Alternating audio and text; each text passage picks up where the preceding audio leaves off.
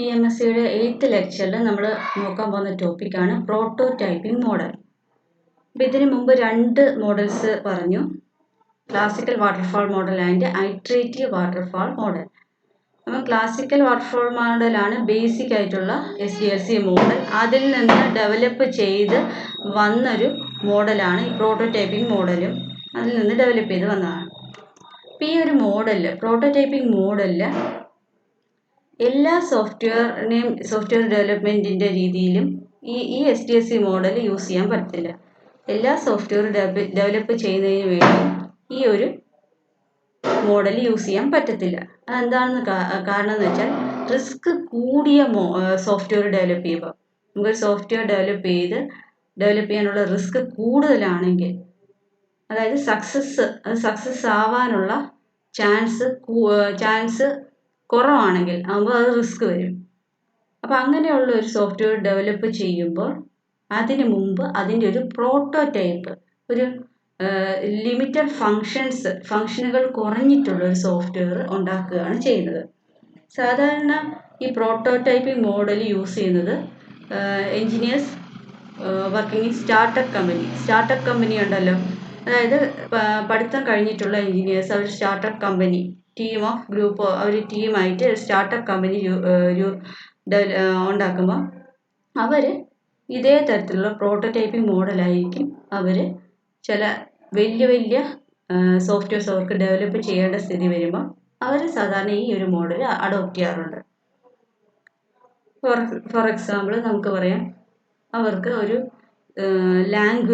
ഒരു പ്രോഗ്രാമിംഗ് ലാംഗ്വേജിന് ഒരു കമ്പൈലർ ഉണ്ടാക്കണം. അപ്പം അങ്ങനെയുള്ളത് ഒരു ഡിഫിക്കൽട്ട് ടാസ്ക്കാണ്. അപ്പം അതുകൊണ്ട് അവരെന്ത് ചെയ്യും, അതിൻ്റെ ഒരു മിനിയേച്ചർ എന്ന് പറഞ്ഞാൽ ഫങ്ഷൻസ് കുറഞ്ഞിട്ടുള്ള ഒരു സോഫ്റ്റ്വെയർ ഉണ്ടാക്കും. ആ ഫങ്ഷൻസ് കുറഞ്ഞിട്ടുള്ള ഒരു സോഫ്റ്റ്വെയറിനെയാണ് നമ്മളിവിടെ ഒരു പ്രോട്ടോടൈപ്പ് എന്ന് പറയുന്നത്. അപ്പം ഇവിടെ ആക്ച്വൽ സോഫ്റ്റ്വെയർ ഡെവലപ്മെൻറ്റിന് മുമ്പായിട്ടാണ് അതിൻ്റെ ഒരു വർക്കിംഗ് പ്രോട്ടോടൈപ്പ് ഉണ്ടാക്കുന്നത്. ഈ prototype is A toy implementation of the software system.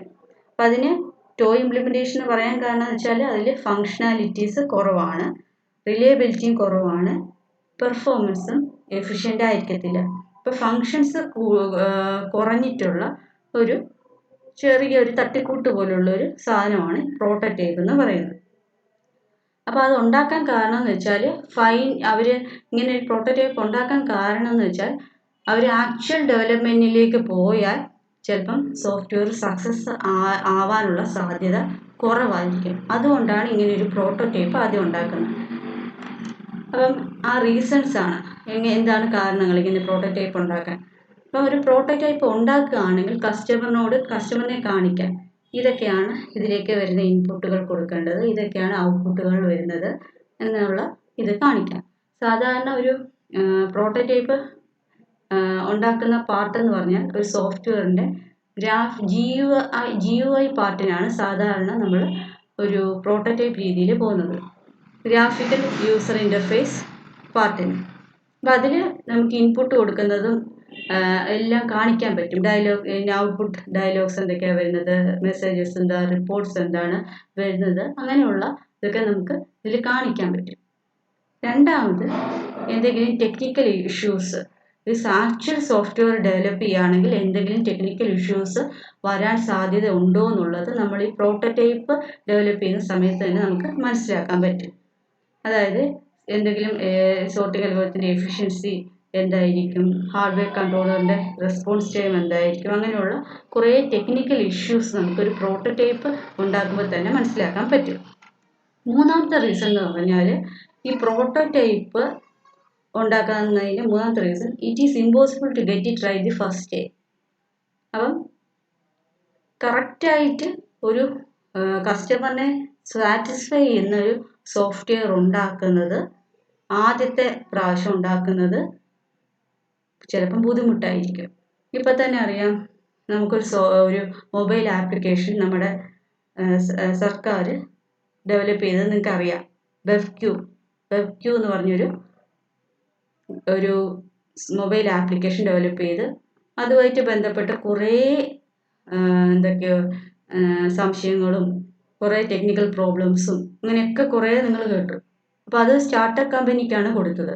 അപ്പോൾ അവർക്ക് അതുപോലത്തെ ഒരു സോഫ്റ്റ്വെയർ അല്ലെങ്കിൽ ഒരു മൊബൈൽ ആപ്ലിക്കേഷൻ ഉണ്ടാക്കി പരിചയം ഉണ്ടാകത്തില്ല. ഇങ്ങനെ തന്നെ ഒരു ആപ്ലിക്കേഷൻ എനിക്ക് തോന്നുന്നു നമ്മുടെ സംസ്ഥാന സർക്കാർ ആദ്യമായിട്ടാണ് ഇങ്ങനൊരു മൊബൈൽ ആപ്ലിക്കേഷൻ തന്നെ ഡെവലപ്പ് ചെയ്യാൻ കൊടുക്കുന്നത്. അപ്പോൾ അത് അവർക്ക് പരിചയമില്ലാത്തൊരു ഏരിയയാണ്. അപ്പോൾ അതിൽ തെറ്റുകൾ വരാനുള്ള സാധ്യത കൂടുതലാണ്. തെറ്റുകൾ വന്നും ചെയ്തു. അപ്പോൾ അതുകൊണ്ട് തന്നെ ആണ് ഒരു ത്രോ അവേ പ്രോഡക്റ്റ് ആദ്യം ഉണ്ടാക്കുന്നത്. അപ്പം നമ്മുടെ ഈ ഒരു മൊബൈൽ ആപ്ലിക്കേഷനിൽ തന്നെ കുറച്ച് കഴിയുമ്പം അതിൻ്റെ ഒരു ടെക്നിക്കൽ ഇഷ്യൂസൊക്കെ മാറ്റി എറേഴ്സൊക്കെ മാറ്റിയിട്ടുള്ള ഒരു അപ്ഡേറ്റഡ് ഫോം വരും. ഈ 3 റീസൺസാണ് പ്രോട്ടോടൈപ്പിംഗ് മോഡൽ സെലക്ട് ചെയ്യാനുള്ള സാധ്യത. അപ്പോൾ ഇതിൻ്റെ മെത്തേഡ് എങ്ങനെയാണെന്നുള്ളത് സ്റ്റാർട്ട് വിത്ത് അപ്രോക്സിമേറ്റ് റിക്വയർമെൻറ്റ്സ്. അപ്പം കസ്റ്റമേഴ്സിൻ്റെ അടുത്തു നിന്ന് മുഴുവനായിട്ടുള്ള റിക്വയർമെൻറ്റ്സ് കളക്ട് ചെയ്യത്തില്ല, ഒരു അപ്രോക്സിമേറ്റ് ആയിട്ടുള്ള റിക്വയർമെൻറ്റ്സ് കളക്ട് ചെയ്യത്തുള്ളൂ.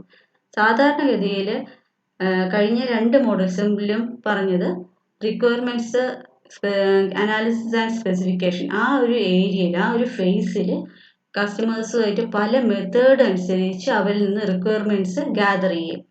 ഇൻ്റർവ്യൂ വഴി ക്വസ്റ്റ്യനേഴ്സ് കൊടുത്ത് വർക്ക്ഷോപ്പ് നടത്തി അവരുമായിട്ട്.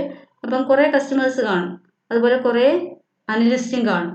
അപ്പോൾ അവർ ഇവരുമായിട്ടൊരു വർക്ക്ഷോപ്പ് പോലെ അവരെ അറ്റൻഡ് ചെയ്യിപ്പിച്ചിട്ട് അവരിൽ നിന്ന് റിക്വയർമെൻറ്റ്സ് ഗ്യാദർ ചെയ്യാം.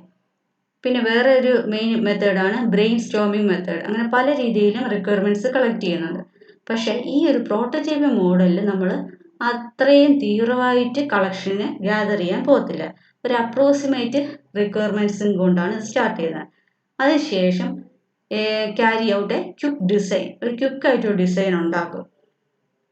ദെൻ കോഡിങ്, നെക്സ്റ്റ് കോഡിങ്, അടുത്തത് ഡിസൈനിൽ നിന്ന് കോഡിങ്ങിലേക്ക് വരുമ്പോൾ ഫങ്ഷൻസ് തന്നെ ഡമ്മി ഫങ്ഷൻസ് ആണ് യൂസ് ചെയ്യുന്നത്. ചിലപ്പോൾ റീയൂസബിൾ ഫങ്ഷൻസ്, നേരത്തെ യൂസ് ചെയ്തിട്ടുള്ള കോഡിൽ നിന്നുള്ള ഫങ്ഷൻസ് ഇതിലേക്ക് എടുക്കും. റീയൂസബിൾ ഫങ്ഷൻസ് യൂസ് ചെയ്യാം, അല്ലെങ്കിൽ ഡമ്മി ഫങ്ഷൻസ്. അപ്പം കൃത്യമായിട്ടുള്ള കമ്പ്യൂട്ടേഷൻസ് ഒന്നും നടത്തുന്ന ഫങ്ഷൻസ് ആയിരിക്കത്തില്ല.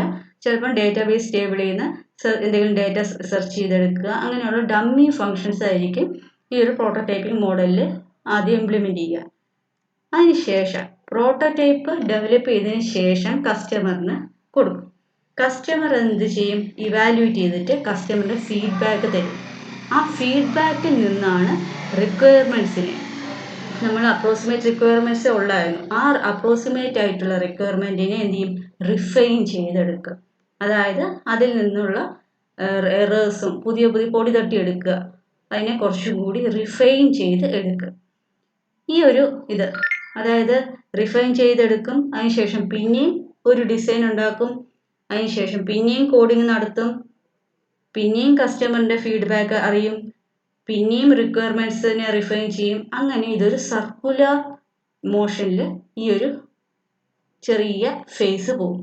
അതായത് requirements, quick design, coding, user feedback. This cycle continues until the user approves the prototype. User prototype approve ചെയ്യുന്ന വരെ ഈ ഒരു സൈക്കിൾ കണ്ടിന്യൂ ചെയ്യും. അപ്പോൾ ഇതിൻ്റെ നമുക്കൊരു ഫിഗർ നോക്കാം. അപ്പോൾ ഇതിൽ ആദ്യം റിക്വയർമെൻറ്റ്സ് ഗ്യാദർ ചെയ്യുന്നു, അപ്രോക്സിമേറ്റ് റിക്വയർമെൻറ്റ്സ് ആണ്. അതിനുശേഷം ഒരു ക്വിക്കായിട്ടുള്ള ഡിസൈൻ ഉണ്ടാക്കുന്നു. ഈ ക്വിക്ക് ഡിസൈനിൽ നിന്ന് കോഡിങ്ങിലേക്ക് പോകുന്നു, ബിൽഡ് ദി പ്രോട്ടോടൈപ്പ്. അപ്പോൾ ടെസ്റ്റിംഗ് എന്നുള്ള ഇതൊന്നും ഇതിലേക്ക് വരുന്നില്ല, നേരെ കസ്റ്റമറിൻ്റെ ഇവാലുവേഷനിലേക്കാണ് വരുന്നത്. അപ്പോൾ ടെസ്റ്റിംഗ് എന്നുള്ളത് തന്നെ ആ എൻജിനീയേഴ്സ് കോഡിങ് നടത്തുന്നവർ തന്നെ അതിൻ്റെ ആ ഒരു യൂണിറ്റ് ടെസ്റ്റിംഗ് ഒക്കെ അതിൽ ചെയ്തിട്ട് അതിനെ എല്ലാം കൂടി ഒരു ഇൻ്റഗ്രേറ്റ് ചെയ്യും. അല്ലാതെ ടെസ്റ്റിംഗ് എന്ന് പറഞ്ഞ ഫേസ് ഈ ഒരു പ്രോട്ടോടൈപ്പ് ഡെവലപ്മെൻറ്റിലില്ല. അത് കഴിഞ്ഞിട്ട് കസ്റ്റമറിനെ ഇവാലുവേറ്റ് ചെയ്യും. കസ്റ്റമർ ഈ പ്രോട്ടോടൈപ്പ് ഇവാലുവേറ്റ് ചെയ്യും. ആ ഇവാലുവേറ്റ് ചെയ്ത പ്രോട്ടോടൈപ്പ് കസ്റ്റമറിൻ്റെ ഫീഡ്ബാക്ക് അനുസരിച്ച് പിന്നെ എന്ത് ചെയ്യും? റിക്വയർമെൻറ്റ്സ് റിഫൈൻ ചെയ്യും. റിക്വയർമെൻറ്റ്സിനെ കുറച്ചുകൂടി മോഡിഫൈ ചെയ്യും, നേരത്തേതിൽ നിന്ന് ബെറ്റർ ആക്കും. അപ്രോക്സിമേറ്റ് റിക്വയർമെൻറ്റ്സിൽ നിന്ന് ഇത് ബെറ്റർ ആക്കും. പിന്നെ അതുപോലെ തന്നെ ഡിസൈൻ ഒന്നുകൂടി ചെയ്യും. ആ ഡിസൈനിന് പിന്നെയും കോഡിങ് നടത്തും. പിന്നെയും കസ്റ്റമർ ഇവാലുവേറ്റ് ചെയ്യും. പിന്നെയും കസ്റ്റമറിൻ്റെ ഫീഡ്ബാക്ക് അനുസരിച്ച് റിക്വയർമെൻറ്റ്സ് റിഫൈൻ ചെയ്യും. അപ്പോൾ ഇതൊരു സൈക്ലിക് ആയിട്ടുള്ള ഇതാണ് ഈ പ്രോട്ടോടൈപ്പ് ഡെവലപ്പ് ചെയ്യുന്നത്. ഇനി കസ്റ്റമറിൻ്റെ ഫീഡ്ബാക്ക് എപ്പോഴാണ് ഓക്കെ എന്ന് പറയുകയാണെങ്കിൽ then we will go to the actual software development. പിന്നെ ഇതിൽ നിന്ന് നമ്മൾ എവിടേക്ക് വരും? നമ്മുടെ ഡിസൈൻ, ആക്ച്വൽ സോഫ്റ്റ്വെയർ ഡെവലപ്മെൻറ്റിൻ്റെ ഡിസൈനിലേക്ക് വരും. കസ്റ്റമർ സാറ്റിസ്ഫൈഡ് ആണെങ്കിൽ, ഇപ്പോൾ പ്രോട്ടോടൈപ്പ് ഉണ്ട്, അത് സക്സസ്ഫുൾ ആണ്, ഇനി ആക്ച്വലായിട്ട് ശരിക്കുള്ള ഡിസൈൻ ചെയ്യും. അതിനെ ഇപ്പോൾ ഇവാലുവേറ്റ് ചെയ്ത പ്രോട്ടോടൈപ്പ് ഉണ്ട്, അതനുസരിച്ചുള്ള ഇംപ്ലിമെൻറ്റേഷൻ കറക്റ്റായിട്ട് കോഡിങ് നടക്കും. പിന്നെ ടെസ്റ്റിങ്, ഇൻ്റഗ്രേഷൻ ടെസ്റ്റിങ്ങും സിസ്റ്റം ടെസ്റ്റിങ്ങും കൂടി ടെസ്റ്റിംഗ് ഫേസിൽ നടക്കും. അത് കഴിഞ്ഞ് ടെസ്റ്റിംഗ് കഴിയുമ്പോൾ യൂസർ അക്സെപ്റ്റ് ചെയ്യുന്നുണ്ടോ, യൂസർ അക്സെപ്റ്റൻസ് ടെസ്റ്റിംഗ്, കസ്റ്റമറിന് അതിൻ്റെ ഒരു എൻവയോൺമെൻറ്റിൽ, സോഫ്റ്റ്വെയർ വർക്ക് ചെയ്യേണ്ട ഒരു എൻവയോൺമെൻറ്റിൽ കസ്റ്റമറിന് കൊടുക്കും, കസ്റ്റമറിന് റിലീസ് ചെയ്യും. ഇനി മെയിൻ്റനൻസ് ഫേസ് വരുന്നത് എപ്പോഴാണ്? എന്തെങ്കിലും നമ്മുടെ ആഡപ്പ് ചെയ്യണമെങ്കിൽ, നമ്മുടെ സോഫ്റ്റ്വെയറിലേക്ക് എന്തെങ്കിലും ആഡപ്പ് ചെയ്യണമെങ്കിലോ അതിലെന്തെങ്കിലും എറേഴ്സ് ഉണ്ടെങ്കിലോ വേറെ ഏതെങ്കിലും പ്ലാറ്റ്ഫോമിലേക്ക് പോർട്ട് ചെയ്യണോ, അങ്ങനെ ഒരു സ്ഥിതിയിൽ മെയിൻ്റനൻസ് ഫേസ് വരത്തുള്ളൂ. അപ്പോൾ ഇതാണ് പ്രോട്ടോടൈപ്പിംഗ് മോഡൽ. അപ്പോൾ ഇത് സാധാരണ വാട്ടർഫാൾ മോഡലിൻ്റെ ഇതിൽ ഈ ഒരു ഇടയ്ക്കൊരു പ്രോട്ടോടൈപ്പ് ഉണ്ടാക്കുന്ന ഒരു ഇതും കൂടി ആഡപ്പ് ചെയ്യുമ്പോഴാണ് അത് പ്രോട്ടോടൈപ്പിംഗ് മോഡൽ ഉണ്ടാകും. ഈ 3 മോഡൽസാണ് ഇപ്പം പഠിച്ചത്. ഇതിൽ നിന്ന് എന്തൊക്കെ ഈ ഒരു മോഡലിന് എന്താണ് തോന്നുന്നത്? സമയം കൂടുതലെടുക്കും, ഡെവലപ്മെൻറ്റ് ടൈം കൂടുതലെടുക്കും.